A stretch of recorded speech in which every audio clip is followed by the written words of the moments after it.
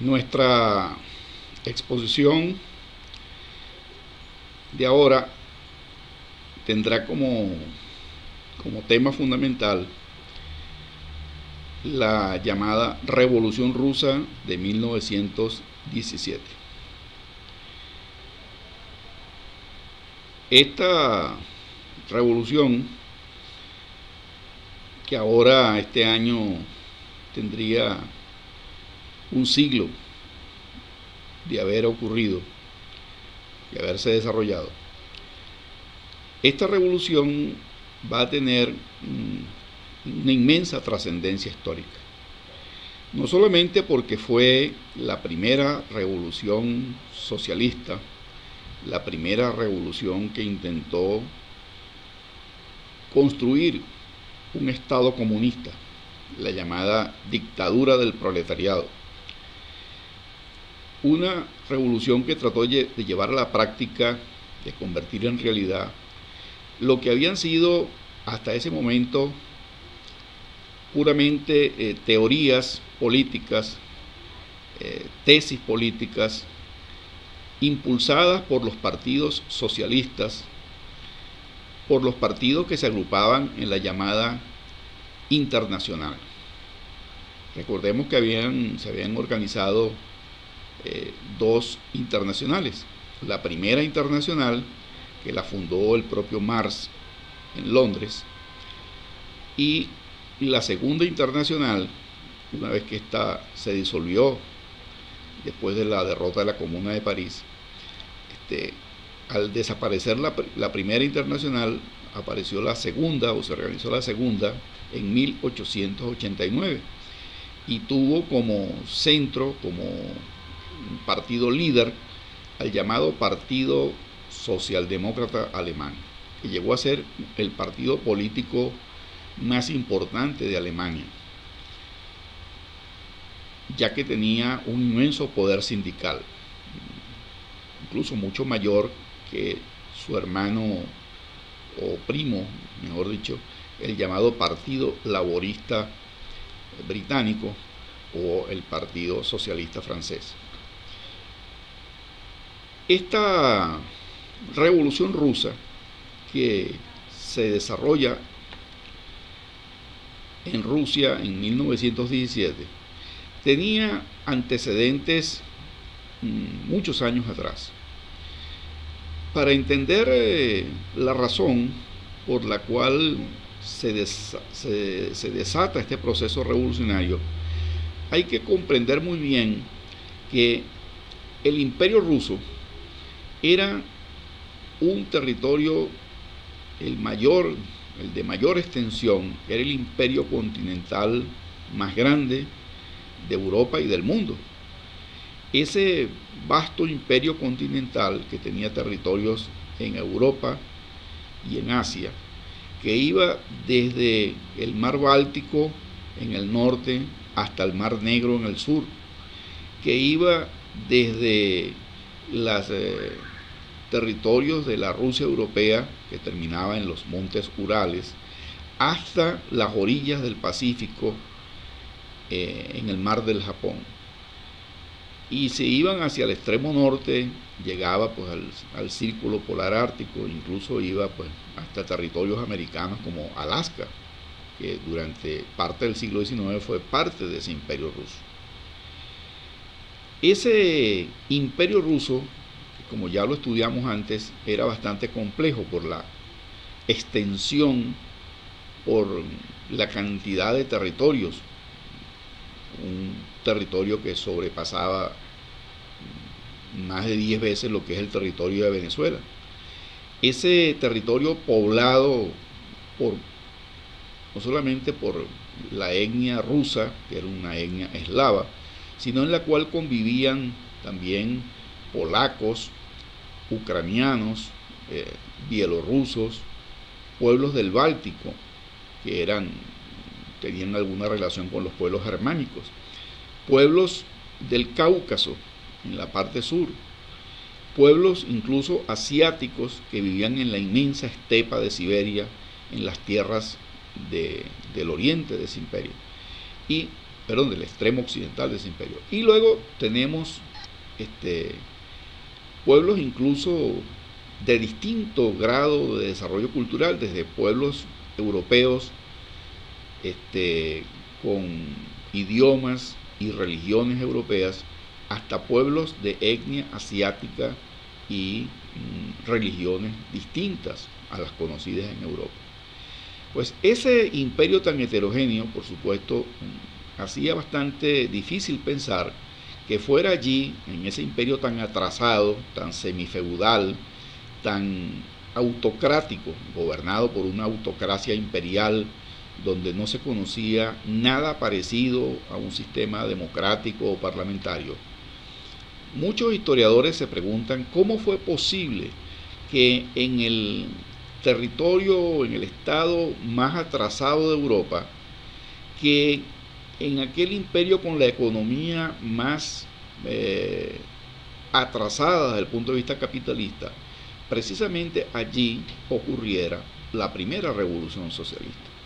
Se suponía que el socialismo iba a desarrollarse, iba a surgir, se iba a engendrar del mismo proceso de crecimiento capitalista, que iba a llevar a un crecimiento de la clase obrera, es decir, del proletariado. Y ese proletariado, una vez que se organizara en sindicatos y en partidos socialistas, al luchar por sus intereses históricos, iba a terminar pues imponiendo el socialismo e imponiendo lo que se llamaba la dictadura del proletariado sobre la burguesía, pues su enemigo histórico. Entonces no tenía mayor sentido esperar pues, que en un país tan atrasado como Rusia pues se produjera una revolución. Pero a veces la historia tiene sus astucias, como decía un famoso pensador. Será precisamente en Rusia donde se da esa revolución. Y eso tiene mucho que ver, sobre todo, porque Rusia tenía un gran atraso, era un país semifeudal, es verdad. Es un país que había emancipado la servidumbre, había eliminado la servidumbre emancipando los siervos en 1861 por decreto del zar. Era verdad pues que la inmensa mayoría de la población rusa, más de las 4/5 partes, eran campesinos, totalmente analfabetas, sin mayor formación política, aislados en aquel inmenso territorio. Uno dice, bueno, ¿cómo es posible que un país como ese pues creara las condiciones para una revolución? Pues que ese era un país de contrastes, así como existía esa Rusia atrasada, esa Rusia rural, esa Rusia campesina, esa Rusia precapitalista.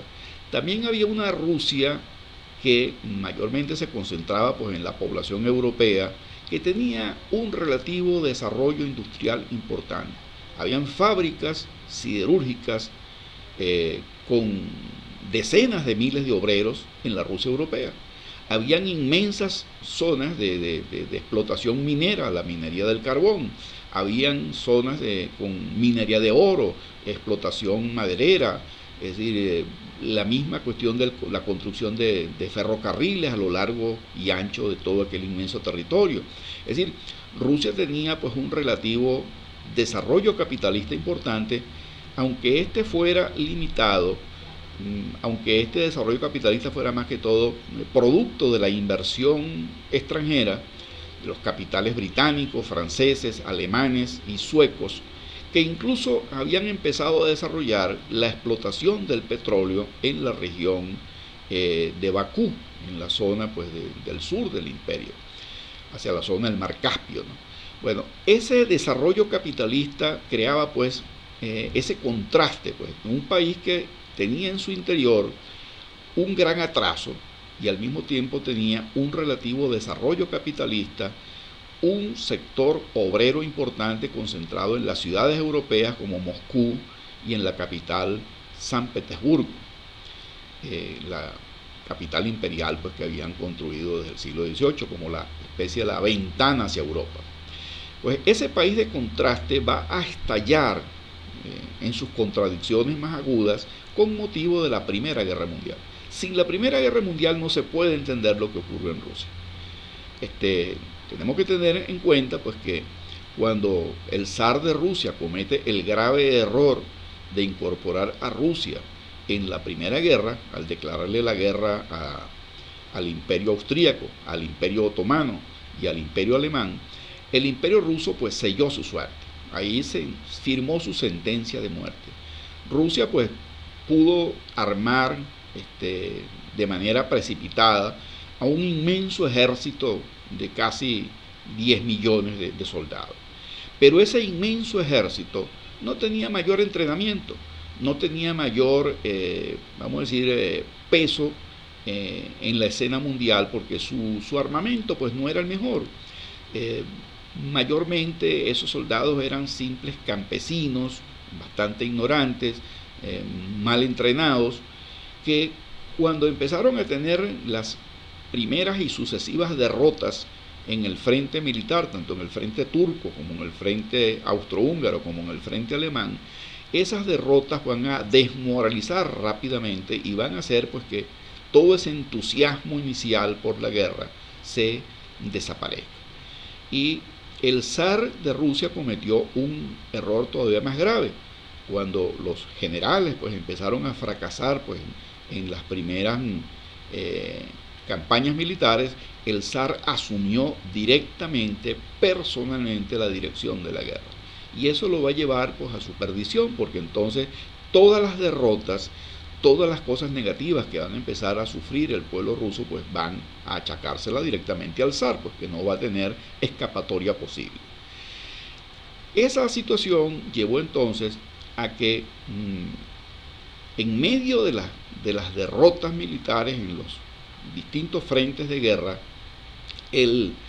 se produce pues la desmoralización, se produce la deserción masiva de millones de soldados de aquel ejército que no recibía ropa, no recibía comida, no recibía armas, no recibía apoyo sanitario suficiente, e incluso las ciudades empiezan a sufrir la escasez de alimentos, la escasez de combustibles, es decir, todo parecía colapsar por efectos de la guerra.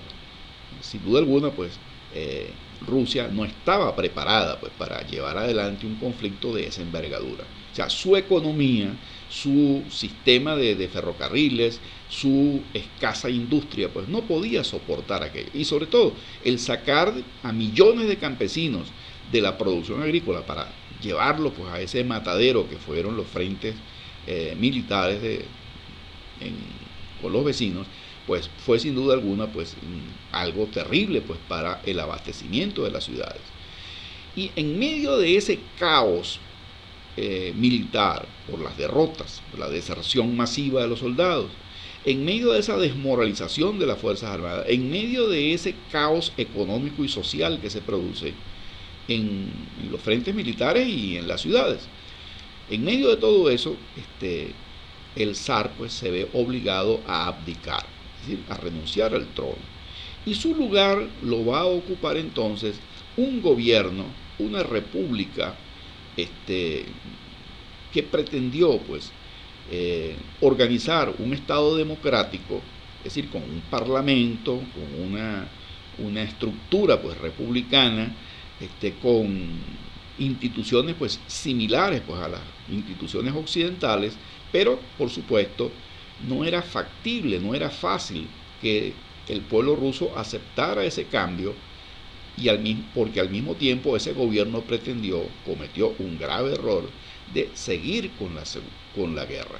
Es decir, el pueblo cuando vio pues que simplemente se cambiaba el gobierno, pero seguía el conflicto, seguía la guerra, seguía la escasez, seguía el hambre, seguían las necesidades pues de los soldados empezaron a desertar entonces masivamente, empezaron a asesinar a sus oficiales, y en medio de ese caos todavía mayor, pues de huelgas en las ciudades, de enfrentamiento con la policía, de enfrentamiento con las Fuerzas Armadas, pues este grupo pues que tomó el poder, lo que se llamó pues la Revolución de Febrero pues de 1917, ese grupo pues va a fracasar porque van a ocurrir pues tres cambios de gobierno, van a existir tres gobiernos provisionales, y ninguno de esos tres gobiernos provisionales va a resolver los problemas, sino que va a agravarse el problema, porque la raíz fundamental del problema era la guerra.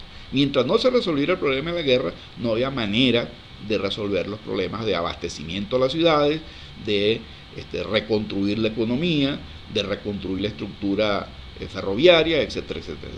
Entonces, por supuesto, era incompatible pues esta política pues de los gobiernos provisionales que los socialistas llamaron los gobiernos burgueses, con la intención esa pues de seguir cumpliendo el compromiso pues de mantenerse en el grupo pues de los aliados pues contra Alemania, el Imperio Turco y el Imperio Otomano.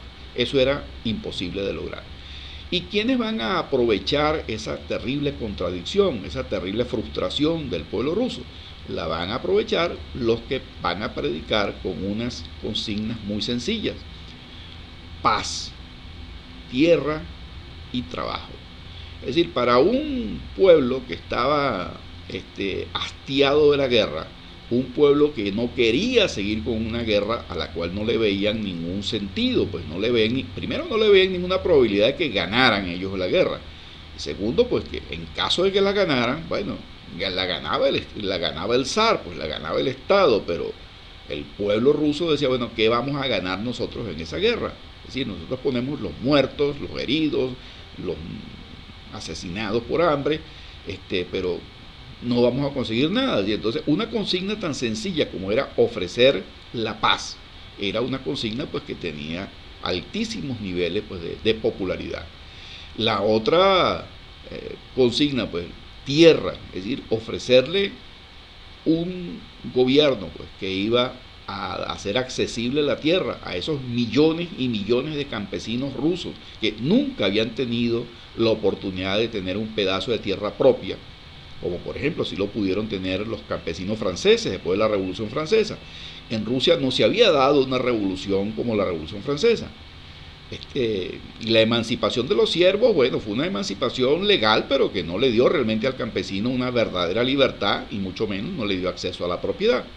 Entonces, esos campesinos que oyen la prédica pues de los socialistas ofreciendo un gobierno que va a traer la paz, que va a repartir la tierra y que le va a garantizar el pan, es decir, la comida, el abastecimiento, pues a aquellos millones de pobladores del imperio que estaban literalmente muriéndose de hambre y de frío en las ciudades por el desabastecimiento que había.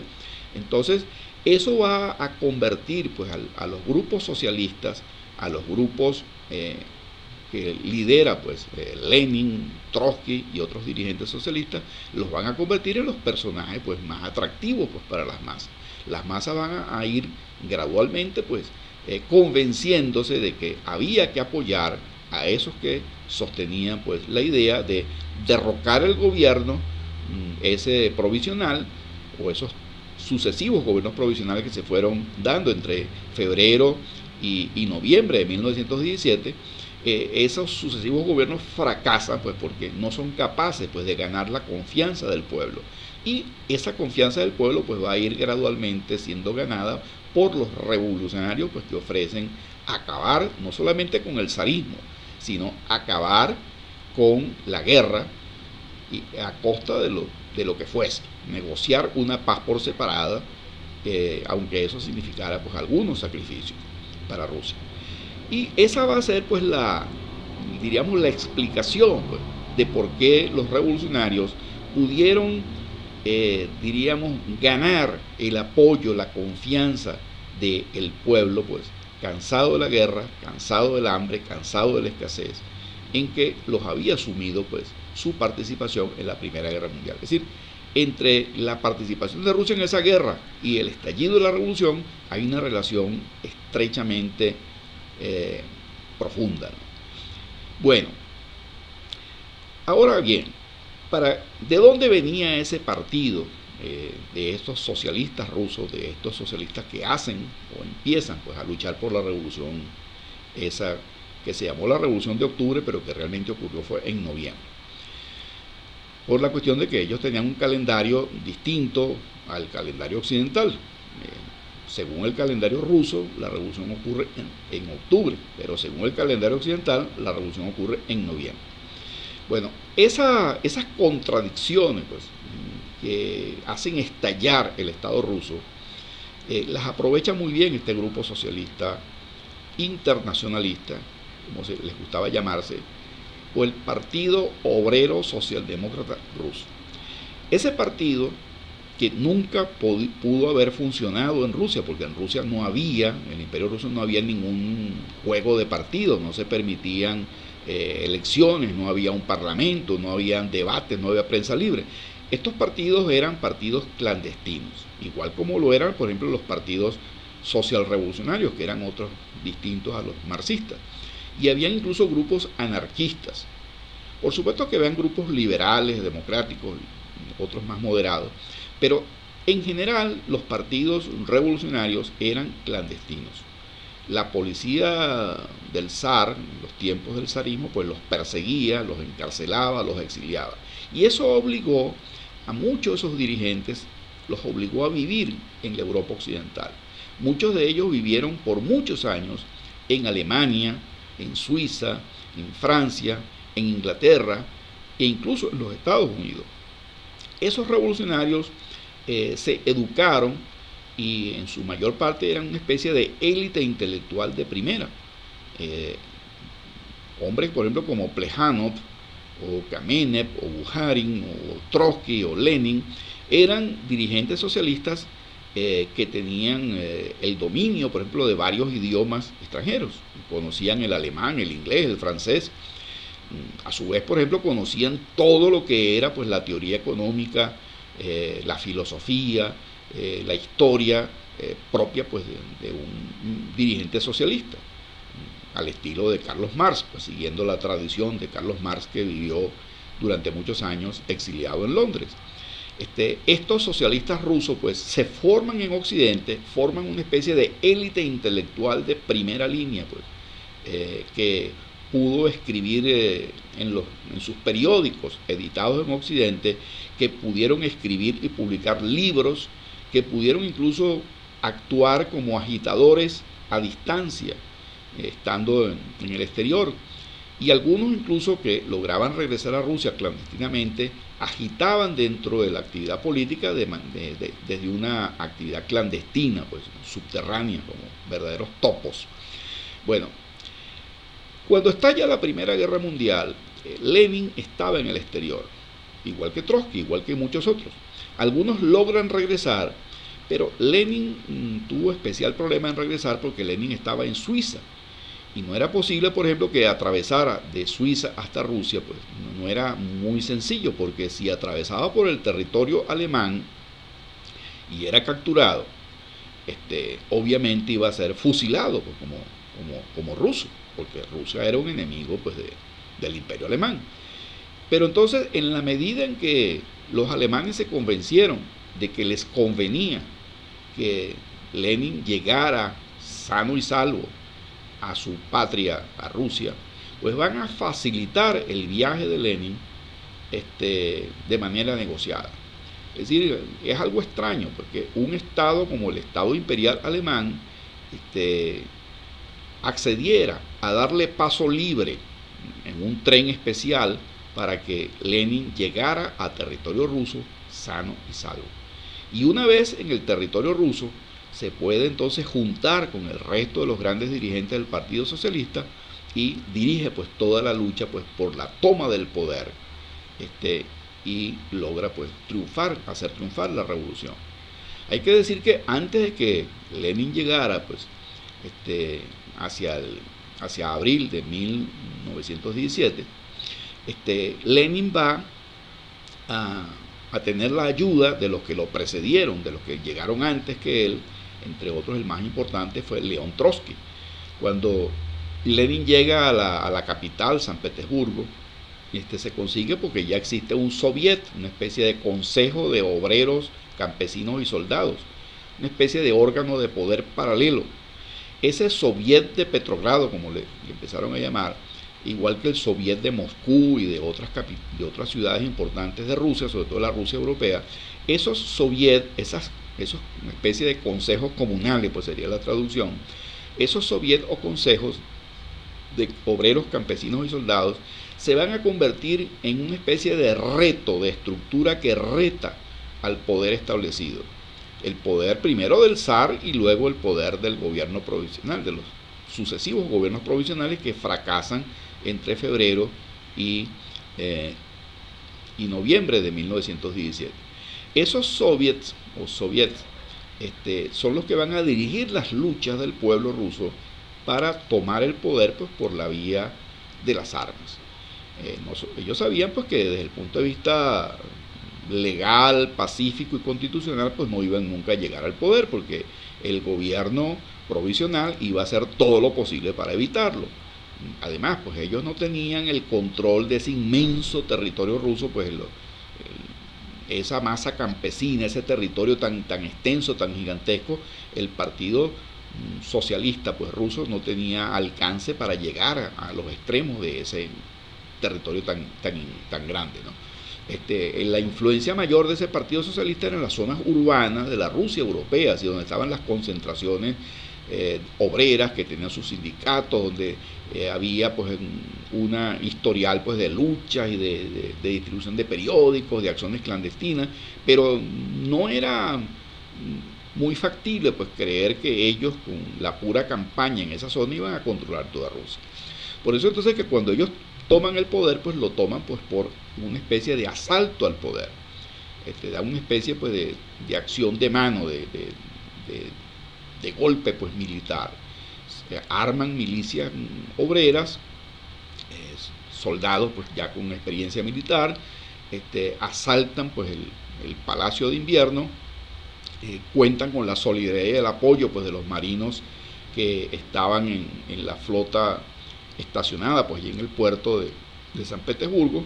Especialmente fue vital el apoyo del llamado crucero Aurora, que era como el emblema, pues, de la Marina Imperial rusa.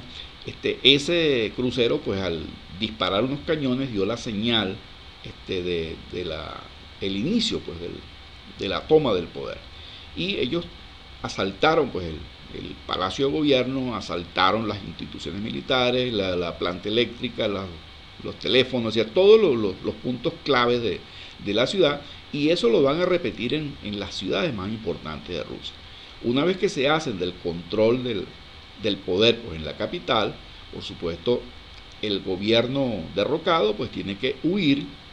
El gobierno lo dirigía, el último fue el gobierno del primer ministro Kerensky, Alejandro Kerensky, que tiene que huir al exterior, pues, para salvar su vida. Y entonces empezarán a gobernar, pues, estos socialistas. Lo que primero que hacen esos socialistas es cumplir su palabra, pues, de lo que habían ofrecido. La primera cuestión que cumplieron fue la paz. Es decir, iniciaron negociaciones inmediatas con el Estado imperial alemán para firmar una paz por separado. Y lograron firmar primero una tregua o armisticio y luego una paz definitiva. El Tratado de Paz de Brest-Litovsk se llamó. Bueno, ese tratado de paz le va a obligar, pues, a los rusos a hacer algunos sacrificios territoriales. Entregó algunos territorios de Polonia, algunos territorios del Báltico, pero el grueso, pues, del territorio ruso, pues, lo van a conservar. Pero lo más importante es que al salirse de la guerra, pues, ellos entonces pueden cumplir su palabra, y el pueblo ruso, pues, siente, pues, que este gobierno, pues, sí es de confiar, porque trae una paz internacional. Pero claro, eso va a ser un engaño, porque va a continuar una terrible guerra, pero será ahora entonces una guerra civil, una guerra interna. Se va, por supuesto, a repartir la tierra, y se va a tratar de alguna manera, pues, de expropiar todas las empresas de la burguesía, y según esto, pues, eso iba a resolver el problema del pan, del abastecimiento. Eso no va a ser del todo cierto, porque van a venir graves conflictos, y más bien van a venir incluso hambrunas como consecuencia, pues, del caos que desata, pues, la revolución. Algo muy importante que hay que destacar, que es que para poder imponer el control de ese Estado revolucionario en todo aquel vasto territorio de lo que era el Imperio Ruso antiguamente, fue necesario crear entonces un nuevo ejército, un ejército que se va a llamar el Ejército Rojo. Igual que para cumplir esa tarea tan importante como fue negociar la paz con Alemania, que se le comisionó, pues, al gran dirigente León Trotsky, ahora también para organizar el Ejército Rojo también se va a comisionar a este notable dirigente socialista, León Trotsky. Trotsky organiza el llamado Ejército Rojo y con ese Ejército Rojo aplasta la resistencia de lo que se va a llamar el Ejército Blanco, es decir, el ejército que resiste a ese control de los revolucionarios sobre todo el territorio ruso. Ese ejército blanco finalmente fue aplastado, derrotado a costa de inmensas pérdidas. Hubo más muertos en esa guerra civil, prácticamente de 3-4 años de guerra continua, de matanzas, incluyendo a la familia imperial, al zar, su esposa y todas sus hijas que fueron sacrificados, incluyendo al zarevich, al heredero del trono. Estaban prisioneros y fueron asesinados por un destacamento revolucionario. Pues bien, la acción pues, de este Ejército Rojo pues, va a ser imponerle el control del Estado Revolucionario Socialista a todo lo que era antes el Imperio Ruso. Y de allí va a surgir lo que se va a llamar pues, la Unión de Repúblicas Socialistas Soviéticas, la URSS, que por más de 70 años subsistió pues, hasta finales de la década de los 80 del siglo XX. Esa primera revolución socialista pues, va a traer pues, grandes transformaciones, grandes consecuencias. No solamente aparece el primer Estado obrero, como ellos lo llamaron, sino que incluso eso va a producir la división de los socialistas a nivel internacional. Lenin y los socialistas marxistas, leninistas, pues, van a imponer lo que se va a llamar la Tercera Internacional. Ellos se van a llamar a sí mismos pues, socialistas internacionalistas y van a tratar pues, de llevar la revolución a otras áreas del mundo a través de la acción de la Tercera Internacional. Bueno, eso no va a ser tan fácil y eso ya por supuesto lo veremos en otra oportunidad. En líneas generales entonces podemos decir pues que la revolución rusa pues tuvo pues causalidades complejas, no fue una revolución sencilla de explicar, como ya dijimos. Estalla en el país más atrasado de Europa, pero al mismo tiempo el país que tenía el Partido Socialista mejor organizado, más lúcido y de mayor nivel intelectual, solamente comparable con el partido alemán, por ejemplo. Ese partido ruso pues aprovechó la coyuntura de las contradicciones que se desatan pues con motivo de la Primera Guerra Mundial para llevar adelante pues su agenda revolucionaria, pidiendo un gobierno que garantizara la paz, el reparto de la tierra y el pan para los hambrientos, pues va a ganar la adhesión, la popularidad total, y eso le va a permitir asaltar el poder exitosamente, que luego lo completa pues a través de una sangrienta guerra civil, derrotar a sus enemigos del campo zarista y del campo de la derecha de la época, pues, y los derrota en la guerra civil y le impone a aquel imperio ruso, pues al antiguo imperio ruso le impone pues un régimen comunista formando la llamada Unión de Repúblicas Socialistas Soviéticas. Y de esa revolución surge entonces la llamada Tercera Internacional.